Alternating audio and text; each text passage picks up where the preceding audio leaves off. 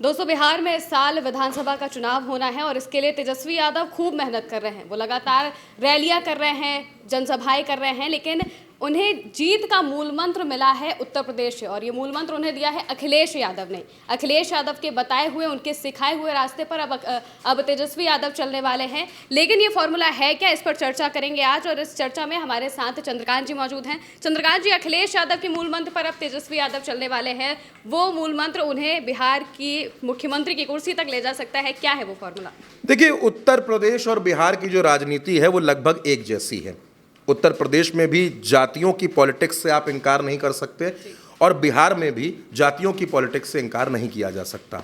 अच्छा, एक और बात कॉमन है, चाहे आप समाजवादी पार्टी को देखें या फिर आप राष्ट्रीय जनता दल को देखें, दोनों की जो सोच है राजनीति की वो समाजवाद की सोच है। समाजवाद की बात करते हैं। लालू और मुलायम लंबे वक्त तक एक साथ राजनीति करते रहे। अब अखिलेश यादव जो कर रहे हैं उत्तर प्रदेश में, सबसे पहले तो आप इसको समझिए कि अखिलेश यादव उत्तर प्रदेश में कर क्या रहे हैं, तेजस्वी को समझने में आसानी होगी। अखिलेश यादव बात कर रहे हैं पीडीए की। अखिलेश यादव, राहुल गांधी, तेजस्वी यादव, इन तीनों ने जातिगत जनगणना का मुद्दा उठाया और जोर शोर से उठाया। राहुल गांधी पूरे देश में यह मुद्दा उठा रहे थे, अखिलेश यादव उत्तर प्रदेश में, तेजस्वी यादव बिहार में। जातिगत जनगणना का मुद्दा खूब गूंजा। अब सरकार ने जातिगत जनगणना कराने का ऐलान कर दिया, लेकिन बिहार चुनाव के पहले यह जातिगत जनगणना हो जाएगी, इस बात की उम्मीद 99% नहीं है। ठीक है। दूसरी बात, अखिलेश यादव बात कर रहे हैं पीडीए की। अखिलेश यादव, आपने देखा, आपने भी उस खबर को कवर किया है, देखा है कि किस थाने में पीडीए समाज के कितने लोग पोस्टेड हैं और कितने सिंह समाज के लोग पोस्टेड हैं। इस आंकड़े पर अखिलेश यादव बात कर रहे हैं। उन्होंने कौशाम्बी के बारे में भी इसकी बात की, अलग अलग जिलों के बारे में बात कर रहे हैं। तो तेजस्वी यादव भी अब कुछ ऐसा ही कर रहे हैं। तेजस्वी यादव ने एक मंच से ये बात पूछी। उन्होंने ये पूछा कि आप बताइए, जेडीयू में बड़े बड़े पदों पर कौन लोग हैं? आप ये बताइए कि बिहार की सरकार में जो कैबिनेट है नीतीश जी की, उस कैबिनेट में जो मलाईदार विभाग हैं उन पर कौन बैठा हुआ है, किस जाति के लोग बैठे हुए हैं? आप दर्शकों सबसे पहले तेजस्वी यादव की ये बात सुनिए। तेजस्वी यादव क्या सवाल पूछ रहे हैं, क्या कह रहे हैं, उसके बाद हम इस खबर पर वापस आते हैं। जनता दल यूनाइटेड का राज्यसभा का नेता कौन है, बता दो। क्या इनके लोकसभा का नेता कौन है, बता दो। इनके कार्यकारी अध्यक्ष कौन है, बता दो। इनके कैबिनेट मंत्री में कौन कौन है, जरा बता दो। बिहार कैबिनेट में क्या किसी अति पिछड़ा समाज के नेता को क्या अच्छा मंत्रालय मिला है? किन लोगों को अच्छा मंत्रालय मिला है भाई? जल संसाधन किसके पास है? पथ निर्माण किसके पास है? नगर विकास किसके पास है? कृषि और खनन किसके पास है? जरा ये बता दो। केवल ठगने का काम नीतीश जी ने अति पिछड़ों के साथ किया। तो तेजस्वी यादव ने जो ये मुद्दा उठाया है, जिस बात को आपने भी सुना और दर्शक भी सुन रहे हैं, कि तेजस्वी यादव ये पूछ रहे हैं कि आप बताइए, अति पिछड़ा समाज के कितने लोगों को आपने बड़े विभाग दिए हैं, अति पिछड़ा समाज के कितने लोगों को बड़ी जिम्मेदारी दी है। ये सवाल बहुत बड़ा है और ये सवाल कहाँ से निकला है, ये सवाल कहाँ से इंस्पायर्ड है? ये सवाल इंस्पायर्ड है अखिलेश यादव की पीडीए पॉलिटिक्स से। आपने देखा, अखिलेश यादव ने ये ऐलान भी किया कि बिहार के विधानसभा चुनाव में समाजवादी पार्टी तेजस्वी यादव की पार्टी को सपोर्ट करेगी, यहां हम उनके साथ खड़े होंगे, उनका समर्थन करेंगे। यानी कि अखिलेश यादव, क्योंकि देखिए उत्तर प्रदेश और बिहार बहुत अलग नहीं है, सटे हुए राज्य हैं। जब आप पूर्वांचल में जाएंगी, जब आप वाराणसी जाएंगी, जब आप जौनपुर के इलाके में जाएंगी, भदोही के इलाके में जाएंगे, तो एक बहुत बड़ी आबादी है जो लगभग यूपी बिहार में डेली उसकी मुलाकात होती है, जो बॉर्डर का इलाका है। तो पूर्वांचल और बिहार लगभग जुड़े हुए हैं और पूर्वांचल में अखिलेश यादव आज की तारीख में बेहद मजबूत है। तो अगर अखिलेश यादव वहां रैली करने जाएंगे तो उसका फायदा तेजस्वी यादव को मिलेगा। दूसरी बात, ये तो पॉलिटिकल बात हो गई। अखिलेश यादव के जो भतीजे हैं तेज प्रताप यादव, जो करहल के विधायक हैं, वो तेजस्वी यादव के सगे जीजा हैं, यानी रिश्तेदारी भी है, दोस्ती भी है, रिश्तेदारी भी है, पॉलिटिकल सोच भी है, पॉलिटिकल विचारधारा भी एक जैसी है। अब बिहार की बात करते हैं। बिहार में दोस्तों जो पॉलिटिक्स है, चाहे कोसी के इलाके की मैं बात करूं, मिथिलांचल की बात करूं, सीमांचल की बात करूं या मगध की पॉलिटिक्स को देखा जाए, जाति वहां भी हावी है। नीतीश कुमार किस जाति के हैं? कुर्मी समाज से आते हैं, कुर्मी जाति के नेता हैं।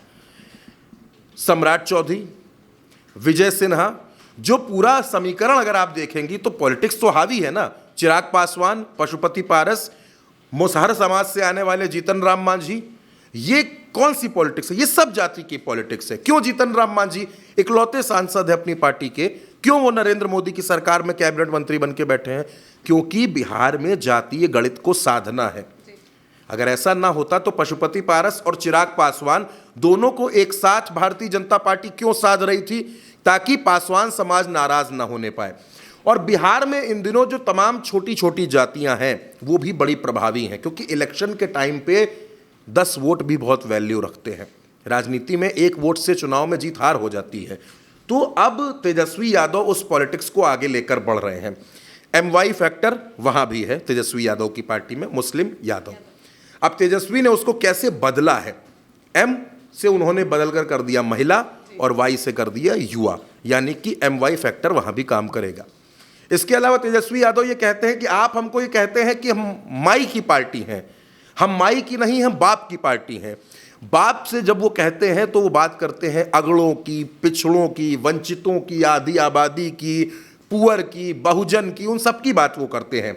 यानी तेजस्वी यादव कुल मिलाकर के बिहार में जो जातिगत जनगणना का मुद्दा था, अब तो हालांकि वो आरक्षण की सीमा पर भी बात कर रहे हैं कि आरक्षण की सीमा पर, उसके लिमिट पर बात कीजिए, जातिगत जनगणना पर भी बात हो रही है।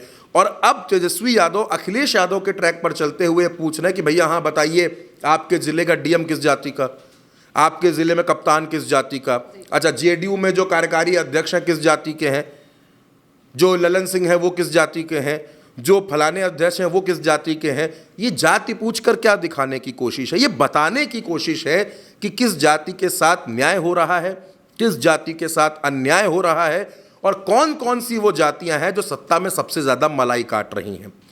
देखिए, हमारे देश की राजनीति में जितनी छोटी पार्टियां रहीं, जितने क्षेत्रीय दल रहे जो किसी न किसी विचारधारा से प्रेरित होकर राजनीति में आए, उन सब ने जाति की पॉलिटिक्स की है। जाति के सहारे वो आगे आए हैं, ये कहने में कोई गुरेज नहीं है। चाहे वो रामविलास पासवान रहे हों, चाहे वो लालू प्रसाद रहे हों, चाहे वो नीतीश हों, चाहे वो मायावती हों, चाहे वो अखिलेश हों, ओम प्रकाश राजभर हों, संजय निषाद हों, अनुप्रिया पटेल हों, चिराग पासवान हो, मुकेश सहनी हो, ये सब जाति की पॉलिटिक्स कर रहे हैं। जाति की बात करनी ज़रूरी इनके लिए इसलिए है क्योंकि इनका क्षेत्र छोटा है। ओम प्रकाश राजभर 4 जिलों में, 5 जिलों में उत्तर प्रदेश में राजनीति करते हैं। उनके लिए जाति की बात करना ज़रूरी है। अगर वो अपनी जाति की बात नहीं करेंगे तो फिर वो किस जाति की राजनीति करेंगे जाकर? और सबसे बड़ी बात यहाँ पर यह है महिमा कि ये जो पूरी पॉलिटिक्स बिहार में आप देख रही हैं, क्योंकि बिहार में इसी साल चुनाव है, तेजस्वी यादव को ऐसा लगता है कि वो जो एक नारा लगता है जिसकी जितनी संख्या भारी उसकी उतनी हिस्सेदारी, उस फॉर्मूले को लेकर भी तेजस्वी यादव आगे चल रहे हैं।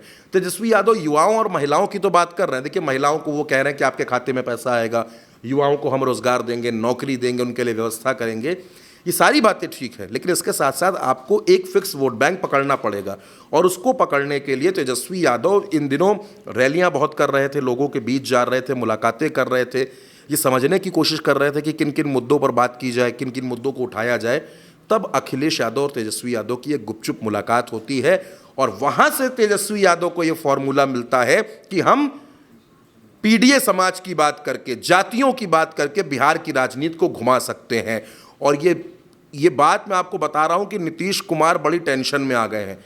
जब से तेजस्वी यादव ने यह सवाल पूछना शुरू कर दिया है कि भैया जाति के बारे में बताइए, तब से नीतीश कुमार तनाव में है, टेंशन में है। उनको लगने लगा है कि मामला घूम रहा है। और अगर तेजस्वी यादव इसी तरीके से ये मुद्दे उठाते रहे तो मुझे ऐसा लगता है कि बिहार की राजनीति बदलेगी और आने वाले वक्त में जब बिहार में विधानसभा का चुनाव है उसमें बहुत से मुद्दे बदल जाएंगे, राजनीति की दिशा बदल जाएगी और फिर बिहार का जो चुनाव होगा वो बेहद दिलचस्प होगा। जी, तो जिस तरह से दोस्तों बिहार में भी अब उत्तर प्रदेश जैसी राजनीति होने लगी है, अखिलेश यादव उत्तर प्रदेश में PDA पॉलिटिक्स कर रहे हैं और यही फॉर्मूला अब तेजस्वी यादव को बिहार में मिल गया है। अब बिहार में तेजस्वी यादव ये जो बार बार जातियां पूछ रहे हैं, नीतीश कैबिनेट पर निशाना साध रहे हैं, इससे नीतीश की टेंशन भी बढ़ने लगी है। अब इस टेंशन से नीतीश कैसे बाहर निकलते हैं ये देखने वाली बात होगी। फिलहाल के लिए इतना ही। आप देखते रहिए भारत 1 सोच।